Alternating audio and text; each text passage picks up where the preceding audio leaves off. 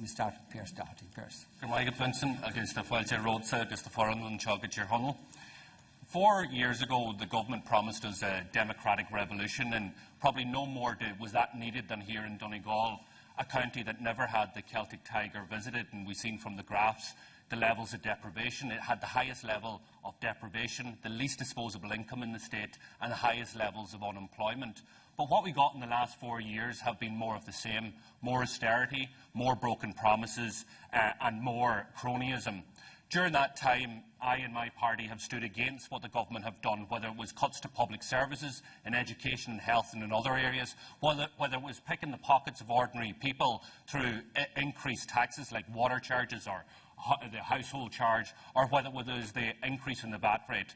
But not just about standing opposed to the government. What we've been doing is putting forward policies that would benefit Donegal and that would benefit this state. It was about ensuring that there was a better way of dealing with the deficit, a fairer way that would put money back into people's pockets. And as finance spokesperson, I led the charge on behalf of my party on that. But one of the biggest issues that facing Donegal is the level of unemployment. And that's why Sinn Féin had central to its platform a job strategy that would increase employment here in this county and right across the state.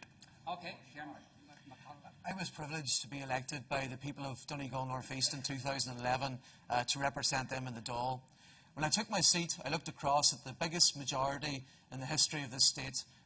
Fine Gael and Labour had won 113 seats, that a 60-seat majority. And we remember the 5-point plan. We remember Labour's way or Frankfurt's way. We remember the Tesco ads of all the promises that they would stop Fine Gael implementing policies that would hurt people. And we know that those promises have been broken. We look across Donegal, we see that our classrooms have increased in our schools.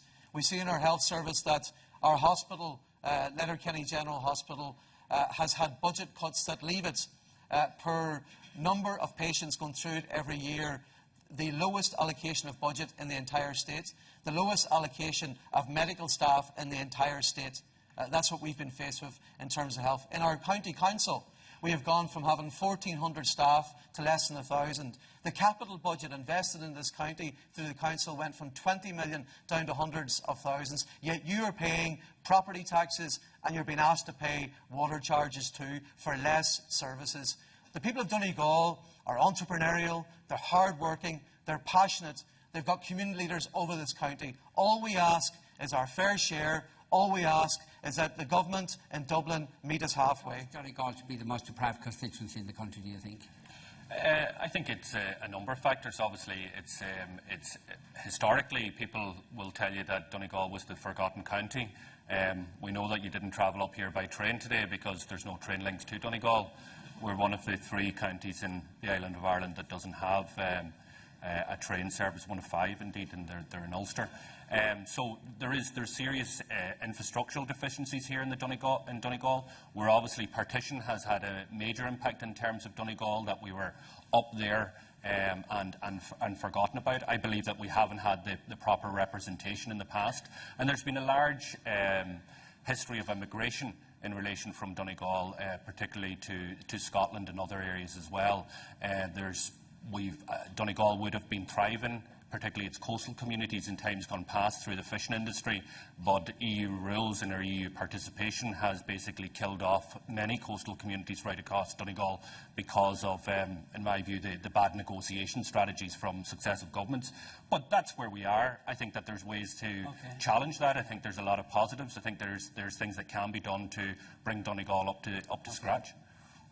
Charlie, the decline of the fishing industry is a major issue. And voting yes in the same-sex referendum in the next one. Okay, and how many intend voting no? Wow, it's going to carry by a large majority if this is represented in the first place. Okay,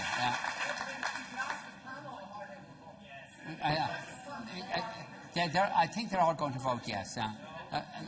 Oh, I'm sorry, yeah, okay. Let's now. Yes or no? Yes. Yes. Absolutely yes. Yes. There you are. Are you in favour of water charges? No. For 30 years, Sinn Féin have opposed the imposition of water charges across this island. In the north of Ireland, our Minister, Conor Murphy, prevented them being brought in. I was very proud of the people of Donegal not so long ago when we walked together through the streets of this town that we're in tonight. And we sent a clear message, 10,000 that were there that day, that the people of Donegal, joined by 200,000 other citizens across the state, have said that this is the straw that breaks the camel back. This is the part that is unacceptable to our people. We have sustained the injustice of austerity, of cutbacks to our public services, of extra taxes through all of those years. We also have a situation where this government will have invested about €2 billion in the white elephant that is Irish water. Tomorrow, on the streets of this town, the people will march again. The government need to get the message, scrap the water charges, go back to the drawing board.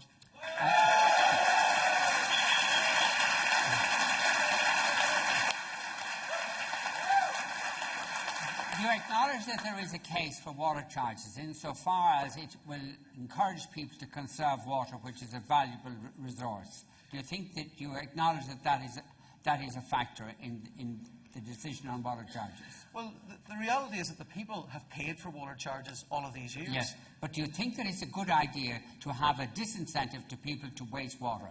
Well, what I would say to you is they've never taken action in terms of conservation measures or assisted in general, people to do on the that. principle of disincentive, water is a valuable natural resource and water treatment is expensive.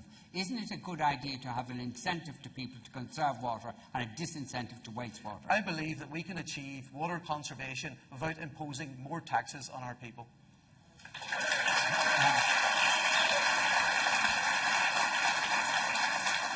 Comment to the issue of social services, etc. But before we do that, I want just to ask Pearse and Porrick on the question of coalition. Is it the case that you're giving an absolute commitment that you will not enter a coalition with any party unless Sinn Féin is the larger party in such a coalition? Well, first of all, coalition is up to the membership of Sinn Féin at a special Ardèche, so we can't override the democratic structures of the party. What we are saying as a party, and what the Ardèche have already agreed upon, is we will not go into any coalition unless water charges are scrapped. We will not go into any coalition unless property charges are scrapped. But in relation to what a number of us who are in the leadership of Sinn Féin have said personally, is that we will not go into government unless we are the lead party, unless we are leading that government, being able to dictate the type of social agenda, the type of Republican vision we have for this country, and that's what it's about. It's not about, we are hungry for change, but it's not hungry for power. I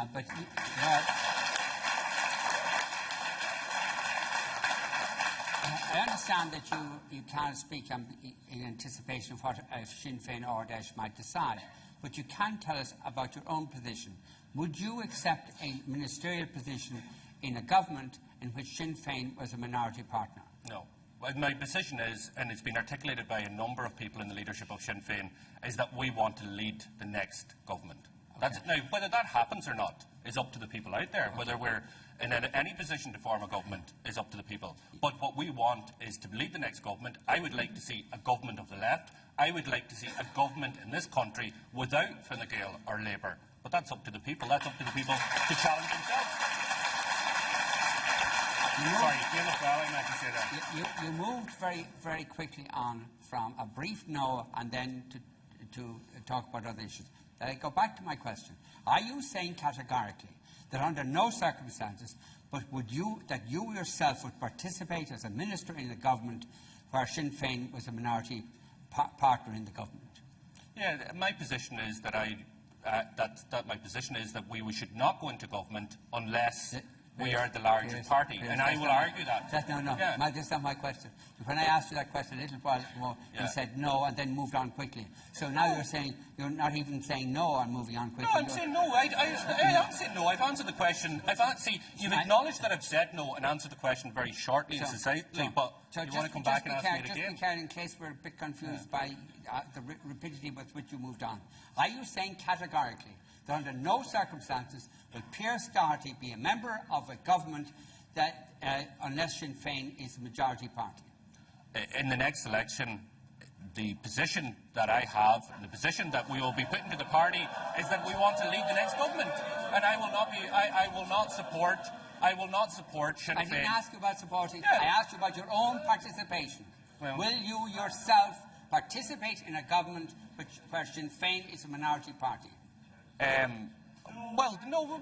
Well, first of all, that'll be up to the members of the party. It will actually. It's entirely up to you. No, because you can decide for yourself. Yeah. Now, of course, I can't decide for myself. You can't decide for yourself. So now I don't see a situation, Vincent. Right. I don't see it. So I already answered the question earlier on. I said no. I think you've answered it by your equivocation since then, because the answer. Well, if you ask me the question is like this here, will I, and this is all so hypothetical, no votes are cast, but will I serve as a minister if I was asked in a government that was led by Fianna Fáil or Fine Gael in the next election? The answer is no.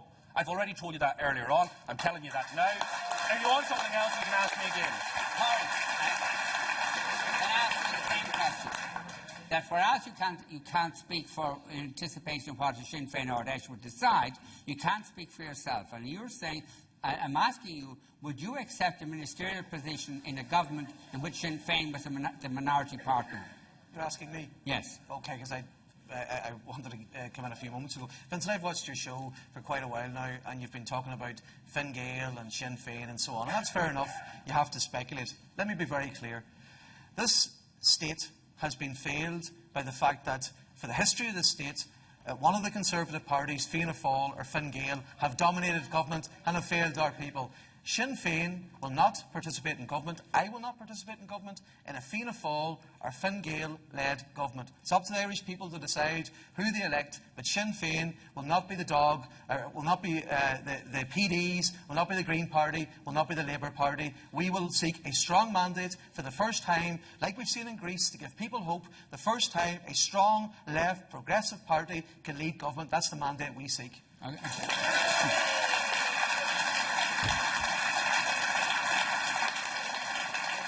You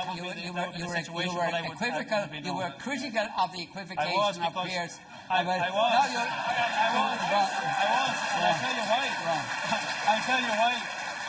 I'll tell you why, Vincent, because Sinn Féin like to put a very black and white picture forward of themselves a lot of the time, but you just see whenever they're actually pinned down, they're very grey. They're very grey in their answers. I answered no twice. It wasn't the typical Fianna Fáil answer. I didn't really hear no. We'll suspend it till after the elections and then we'll impose it. Is that the water? I didn't pick up any no's there, Piers. I'm not sure. Answer that question and also tell us how you pay for it. Well, the first thing to say is I'm glad that as part of the negotiations in the north that John O'Dowd was able to secure, I think, about €160 million extra, sterling extra in relation to education, to invest in education. The first thing I would like to see is the paper that Mary Collin commissioned on the future of small schools actually published. It's something I put in a Freedom of Information for recently, because there's an agenda within the government, particularly within the civil service, in my view, to actually look at the closure of small schools. We've seen it in this county. This county has got the second highest level of small schools in the state, and what we've seen is the changes in terms of the pupil-teacher ratio for teachers under 4, with schools with 4 teachers and less. We believe that should be reversed. We believe that there shouldn't be a forced amalgamation of any school. Well, what you do is, and it goes back to the discussion that you've asked about in terms of, I think the discussion that we need to have as a people, as a society, is the type of society we want. The government have, for example, cut the top rate of tax. I think it's completely wrong. I think we should be investing into public services. I think we should be investing in education. I think we should be investing in disability services. You have to put up some taxes. Of course you do. So what taxes would you put up? I've outlined in our alternative budget the types of taxes that you could raise, and I don't think people are adverse to paying taxes. People are adverse to paying taxes when they get nothing for it. That's why people are resisting water charges. You cannot make any radical change in the distribution of wealth and income in this society without taxing people over 50,000 and over. Does Sinn Féin have the nerve to do that? No, or to promise to do no, that? we're not committing to do that. What we have committed to do is look at a number of taxes that it would bring in additional money. For example, we want a third rate of tax, but it's at a level of €100,000. But that brings in close to €500 million.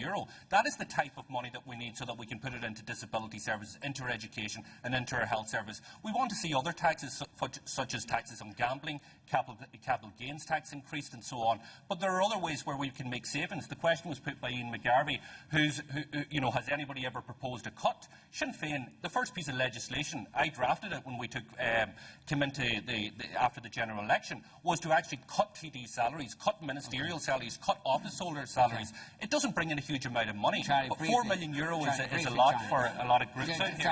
Understand and tell us that they are they're going to fight austerity on the side of the border when they are clearly implementing it north of the border. I think their promises ring very hollow. I think that it is clear that when economic reality bites, Sinn Féin are not averse to... Are you finished down there, yeah? The people... Pádraig, come on, be respectful now. No, but you asked me to answer the question. Yeah, but go on. Sorry, Vincent asked me to answer the question. I presume she was finished, so that's why I asked her. I apologise if I offended you. Now, in terms of the question, the fact is that the nationalist people of the north of Ireland were abandoned for decades. Fianna Fáil doesn't contest elections in the north of Ireland. If you talk to the nationalist people in the north of Ireland, of course they would like a united Ireland.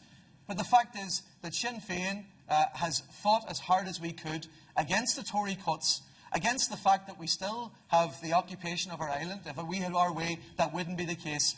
That has been, so we have fought to prevent the Tory cuts, fought vigorously. We've ensured that the welfare cuts, the attacks by the Tories, the right wing, similar to that of Fine Gael in this state, those attacks on the most vulnerable have been ameliorated. We had no support, I have to say, in the negotiations from Fine Gael and Labour. They let the Tory party basically loose. The Tory party have cut €4 billion from the Black Grant to the people of the 6 counties. I wish we had the ability to set taxation. I wish we had economic sovereignty in the north of Ireland. The fact is we are forced, because of the abandonment by the political parties in this state of the people of the north, we are forced to deal with the reality that we have. I look forward to the day that Fianna Fáil, Fine Gael and Labour have a passionate plan for United Ireland and we get rid of the Tories. Philip McFadden. I'm the Secretary of Right to Water Donegal. And I want to ask the 4 panellists the one question. Again, a yes or no answer. If you get into government in the next election, will Irish water be a red line issue? A yes or no answer. I don't want to hear... answer that question. He never answered that question. I don't want to hear Irish water is not fit for purpose. I want a yes or no answer. Yes or no? It's a red line for Sinn Féin. Yes, we'd abolish Irish water. Pádraig? Yes, red line for Sinn Féin. Thomas, okay. I'm sorry. Just go to that person and the woman in red.